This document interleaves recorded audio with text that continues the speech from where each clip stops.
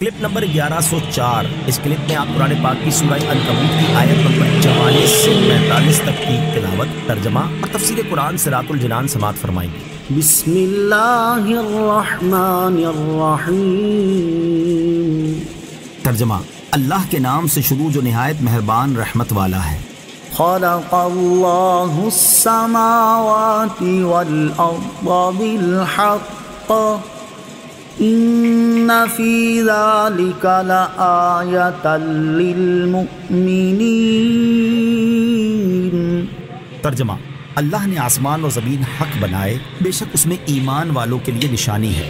خلق اللہ السماوات والارض بالحق، اللہ نے آسمان اور زمین حق بنائے، یعنی اللہ تعالیٰ نے آسمان اور زمین کو باطل نہیں بنایا بلکہ حکمت کے تحت بنایا ہے۔ اور بے شک ان دونوں کی تخلیق میں مسلمانوں کے لیے اللہ تعالیٰ کی قدرت، حکمت، اس کی وحدانیت اور یکتائی پر دلالت کرنے والی نشانی ضرور موجود ہے۔ یاد رہے کہ آسمان و زمین کی پیدائش پر غور کر کے اللہ تعالیٰ کی معرفت صرف مومن ہی حاصل کرتے ہیں، اس لیے یہاں انہی کا ذکر ہوا۔ اس میں مومنوں کے لیے نشانی ہے، ورنہ عمومی طور پر یہ سب کے لیے عبرت ہیں۔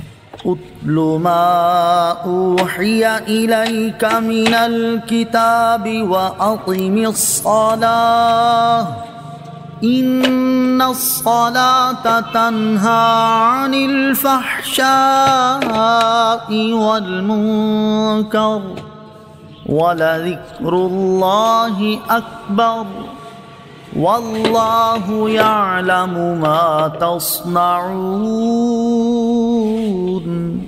ترجمہ: اس کتاب کی تلاوت کرو جو تمہاری طرف وحی کی گئی ہے، اور نماز قائم کرو، بے شک نماز بے حیائی اور بری بات سے روکتی ہے، اور بے شک اللہ کا ذکر سب سے بڑا ہے، اور اللہ جانتا ہے جو تم کرتے ہو۔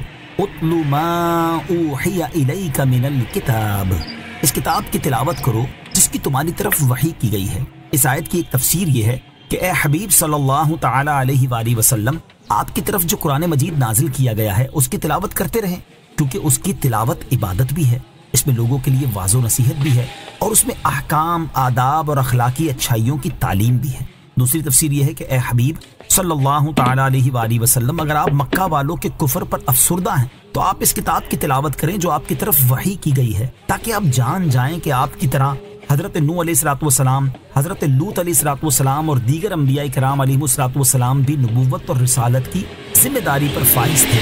انہوں نے رسالت کی تبلیغ کی اور اللہ تعالیٰ کی قدرت اور وحدانیت پر دلائل قائم کرنے میں انتہائی کوشش کی، لیکن ان کی قومیں گمراہی اور جہالت سے نہ بچ سکی۔ یوں آپ کے دل کو تسلی حاصل ہوگی۔ قرآن مجید دیکھ کر پڑھنے کی فضیلت اور ترغیب۔ اس آیت سے معلوم ہوا کہ نماز کے علاوہ بھی قرآن مجید کی تلاوت کرتے رہنا چاہیے۔ یاد رہے کہ نماز کے علاوہ قرآن مجید دیکھ کر پڑھنا زبانی پڑھنے سے افضل ہے، کیونکہ یہ پڑھنا بھی ہے، دیکھنا بھی اور ہاتھ سے اس کا چھونا بھی، اور یہ سب چیزیں عبادت ہیں۔ اور اس کی ترغیب کے بارے میں حضرت ابو سعید خدری رضی اللہ تعالی عنہ سے روایت ہے، رسول اکرم صلی اللہ تعالی علیہ وآلہ وسلم نے ارشاد فرمایا، تم اپنی آنکھوں کو اس کی عبادت میں سے حصہ دو۔ عرض کی گئی، یا رسول اللہ صلی اللہ تعالی علیہ وآلہ وسلم، آنکھ کا عبادت میں سے حصہ کیا ہے؟ ارشاد فرمایا، قرآن مجید کو دیکھ کر پڑھنا، اس کی آیات اور معانی میں غور و فکر کرنا، اور اس میں بیان کیے گئے عجائبات کی تلاوت کرتے وقت عبرت و نصیحت حاصل کرنا۔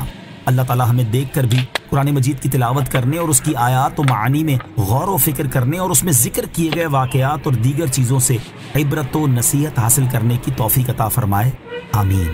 وَأَقِمِ الصَّلَاةَ، اور نماز قائم کرو۔